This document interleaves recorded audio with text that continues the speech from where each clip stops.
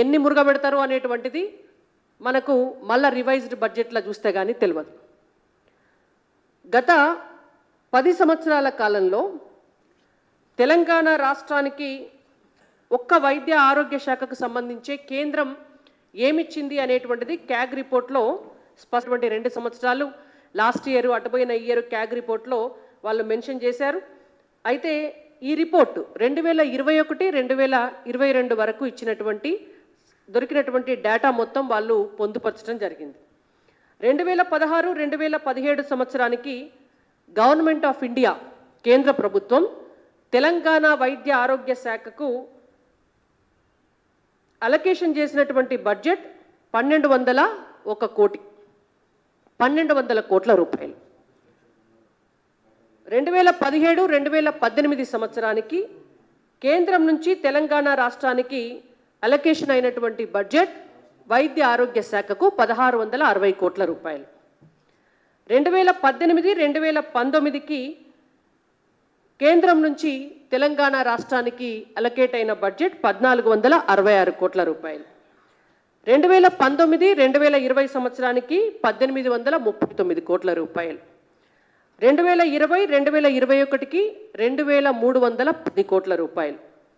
2021-2022కి 939 కోట్ల రూపాయలు. ఇది కేవలం క్యాగ్లో ఇచ్చినటువంటి 6 సంవత్సరాల డేటానే నేను మీకు చెప్తున్నా. ఇది కేంద్రం నుంచి వచ్చినటువంటి మనకు వచ్చినటువంటి పైసలు.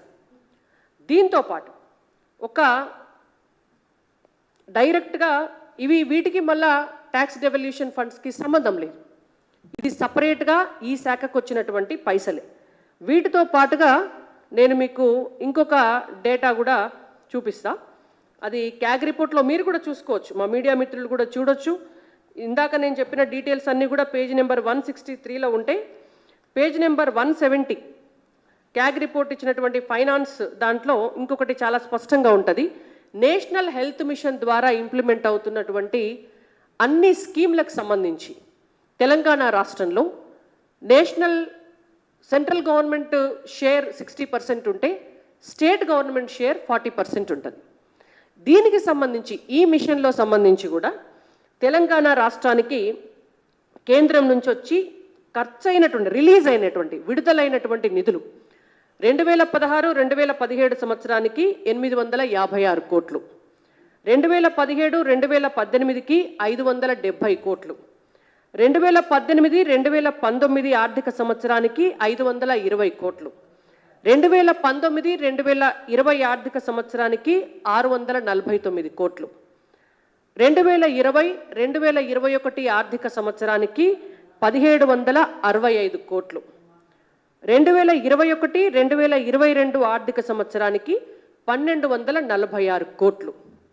ఈ డబ్బంతా ఓన్లీ 6 సంవత్సరాలు 2016 నుంచి 2022 వరకు కేంద్ర ప్రభుత్వం తన వాటాగా నేషనల్ హెల్త్ మిషన్ కింద తెలంగాణలో ఇంప్లిమెంట్ అవుతున్నటువంటి స్కీమ్ల కోసం రిలీజ్ చేసినటువంటి డేటా. దీంట్లో 40% స్టేట్ గవర్నమెంట్ షేర్ ఉంటుంది, 60% సెంట్రల్ ఇచ్చినటువంటి డబ్బుల వివరాలు నేను మీకు ఇప్పుడు చెప్పడం జరిగింది. దీంతోపాటు టీవీవీపీ హాస్పిటల్స్ కోసం సెంట్రల్ షేరు మొత్తం స్టేట్ గవర్నమెంట్కి 3.5 కోట్లు రిలీజ్ చేస్తే స్టేట్ గవర్నమెంటు ఆ డబ్బులు తీసుకొని తన వాటా కలపకుండా వాటిని డబ్బు తీసుకున్నాం కానీ వాటితో ఏ పని చేయలేదు అనేటువంటిది ఒక ఇన్ఫర్మేషన్ని క్యాగ్కి ఇవ్వడం జరిగింది. వాళ్ళు ఇది మెన్షన్ చేసినారు ఇందులో రిపోర్ట్లో. ఇంకోటి ఇంటిగ్రేటెడ్ ట్రైబల్ డెవలప్మెంట్ ఏజెన్సీస్ ఐటీడీఏకు సంబంధించినటువంటి అంశంలో కూడా డబ్బులు 25 కోట్ల రూపాయలు కేంద్రం నుంచి రావటం జరిగింది. అందులో సగం డబ్బు 12 కోట్ల రూపాయలు ఖర్చు పెట్టి మిగిలినటువంటి డబ్బును రాష్ట్ర ప్రభుత్వం మురుగబెట్టింది. ఇంకొకటి దీనికి సంబంధించి national program for prevention and control of cancer, diabetes, cardiovascular diseases and stroke NPCDCS దీనికోసం కేంద్రం తన వాటాగా ఎంఎన్జే ఇన్స్టిట్యూట్ ఆఫ్ ఆంకాలజీకి 32 కోట్ల రూపాయలను కేటాయిస్తే ఈ డబ్బులో తెలంగాణ తన వాటా ఇవ్వకుండా ఆ పైసల్ని కూడా మురగబెట్టిండ్రు.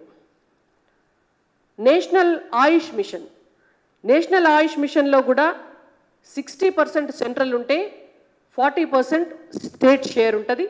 ఈ సెంట్రల్ షేర్కి సంబంధించి గత 6 సంవత్సరాలు 2016 నుంచి 2022 ఆర్థిక సంవత్సరం వరకు కేంద్రం 68 కోట్లు ఇస్తే రాష్ట్రం 13 కోట్ల రూపాయలు తన వాటాగా ఇచ్చి ఈ ఆయుష్కి సంబంధించినటువంటి ఖర్చులు, దాని కింద ఆ స్కీమ్లకు సంబంధించినటువంటి ఖర్చులన్నీ కూడా పెట్టి దాన్ని నడిపించడం జరిగింది. ఇట్లా కేవలం ఇవొక్కటే కాకుండా మీకు ఇంకా టీబీకి సంబంధించి టీబీ నియంత్రణ కోసం తెలంగాణ రాష్ట్రానికి సంబంధించి ఈ 6 సంవత్సరాల కాలంలో వచ్చినటువంటి పైసలు కేంద్రం నుంచి 176 కోట్ల రూపాయలు. లెప్రసీ ఎరాడికేషన్ కోసం 24.44 కోట్ల రూపాయలు. నేషనల్ మలేరియా ఎరాడికేషన్ ప్రోగ్రాం కోసం ఇందులో డబ్బులు ఎన్ని ఇచ్చారో అనేటువంటిది మెన్షన్ చేయలేదు, కానీ తెలంగాణ రాష్ట్రంలో మలేరియా పూర్తిగా నివారణ జరగడం కోసం ఏమేం చేశారు అనేటువంటిది క్యాగ్ రిపోర్ట్లో చాలా స్పష్టంగా ఇవ్వటం జరిగింది. దాని తర్వాత పిఎం మాతృవందన యోజన అనేటువంటిది ఒక అద్భుతమైనటువంటి పథకం.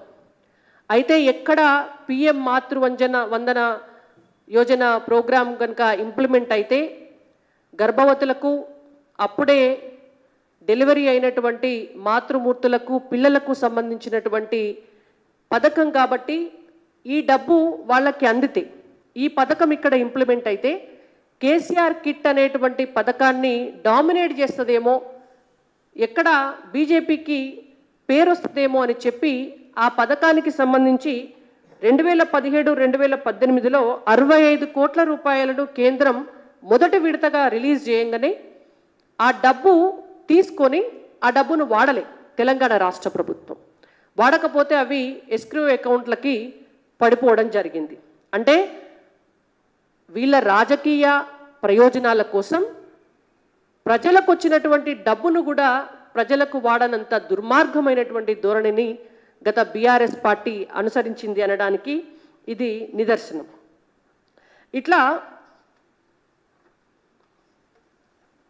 అనేక రకాలుగా ప్రతి అంశంలో కూడా కేంద్రం ఇక్కడ హాస్పిటల్ కట్టుకోవడానికి డబ్బులు ఇస్తే వాటిని నిధులు మళ్ళిస్తారు, కేంద్రం పథకాల కోసం డబ్బులు ఇస్తే వాటిని నిధులు మళ్ళిస్తారు, కేంద్రం నిధులు మళ్లించలేని విధంగా ఇచ్చేటటువంటి డబ్బులను వేరే మార్గం లేక తీసుకోలేదంటారు. కానీ వీటన్నిటికీ కూడా చెంపదెబ్బ ఇప్పుడు వచ్చినటువంటి క్యాగ్ రిపోర్ట్. ప్రతి సంవత్సరము వైద్య ఆరోగ్య శాఖలో ఎంత డబ్బుని కేంద్రం ఇస్తోంది అనడానికి ఈ రిపోర్ట్ నిదర్శనం. మళ్ళొక్కసారి నేనేమంటున్నా అంటే అధికారంలో ఉన్నటువంటి కాంగ్రెస్ ప్రభుత్వం, వైద్య ఆరోగ్య శాఖ మంత్రి దామోదర రాజనరసింహ గారు, రేవంత్ రెడ్డి గారు ఇవన్నీ చదువుకొని గాడిద గుడ్డు, అల్లం లడ్డు అని మాట్లాడడానికంటే ముందు కేంద్రం అనేటువంటిది బంగారు బాతు, కేంద్రం తెలంగాణ రాష్ట్రానికి ఇచ్చేది బంగారు బాతు గుడ్లు అనేటువంటిది వాళ్ళు తెలుసుకోవాల్సినటువంటి అవసరం ఉన్నది. ఇంకా అనేక రకాలైనటువంటి ఇబ్బందులు తెలంగాణ రాష్ట్రంలో వైద్య శాఖలో ఉన్నాయి. మీరు వాటి నుంచి బయటపడడానికి ఏమన్నా ఆలోచన చేసినారా? ఎంతసేపు కేంద్రాన్ని నిందించడానికి బడ్జెట్ సమావేశాలను ఉపయోగించుకున్నారు. బీఆర్ఎస్ పార్టీ, కాంగ్రెస్ పార్టీ తన్నుకొని టైం వేస్ట్ చేసి ఇష్యూస్ని డైవర్ట్ చేసి ఎక్కడ భారతీయ జనతా పార్టీ ఎమ్మెల్యేల సలహాలు, సూచనలను కూడా తీసుకోకుండా ద్రవ్య వినిమయ బిల్లు చర్చ సమయంలో కూడా చర్చను పక్కదారి పట్టించి మమ అనిపించినారు తప్ప మీకు ఒక నిర్దిష్టమైనటువంటి చర్చలు జరపాలి, ఉపయోగకరమైనటువంటి విధంగా బడ్జెట్ను ప్రవేశపెట్టాలి అనేటువంటిది ఎక్కడ కూడా కాంగ్రెస్ పార్టీ దగ్గర కనపడలే మనకు. మేము అడుగుతున్నాం, కేంద్రం నుంచి వైద్య ఆరోగ్య శాఖకు తెలంగాణ రాష్ట్ర ప్రజల ఆరోగ్యానికి సంబంధించి ఇన్ని కోట్ల రూపాయలు ఖర్చు పెట్టినాం. గత 10 సంవత్సరాలుగా తెలంగాణ రాష్ట్రంలో నిర్వీర్యమైపోయినటువంటి రంగాలు ఏమన్నా ఉన్నాయి అనంటే అది మొదటిది విద్యారంగం అయితే రెండవది వైద్య రంగం. మరి దాన్ని గాడిలో పెట్టేటందుకు ఇప్పటి వరకు మీరేమైనా ఒక నిర్దిష్టమైనటువంటి ప్రణాళికను సిద్ధం చేసినారా? ఎక్కడా పాలసీ లేదు. హెల్త్ పాలసీ తెలంగాణ రాష్ట్రంలో ఈ రోజు వరకు కూడా లేదు. మీరు ఎన్హెచ్ఎం రూల్స్ ప్రకారం 8% బడ్జెట్ని వైద్య శాఖకు కేటాయించినారా? సగం కూడా కేటాయించలేదు.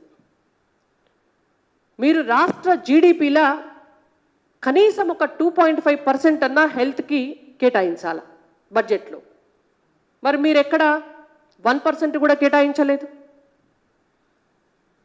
వైద్య శాఖలో అనేక ఖాళీలు ఉన్నాయి. దాదాపుగా 3000 పైచిలకు ఖాళీలు కేవలం ఒక ఎన్హెచ్ఎం ఇంప్లిమెంట్ చేసేటటువంటి ఏరియాలనే ఉన్నట్టు క్యాగ్ రిపోర్ట్ చాలా స్పష్టం చేసింది. ఇంకా రాష్ట్ర శాఖల అనేక ఖాళీలు ఉన్నాయి. మీరు అధికారంలోకి వచ్చినాక ఒక స్టాఫ్ నర్సులకి నియామక పత్రాలు ఇవ్వటం తప్ప హెల్త్ డిపార్ట్మెంట్కు సంబంధించి ఎక్కడ కూడా నియామకాలు చేపట్టలే.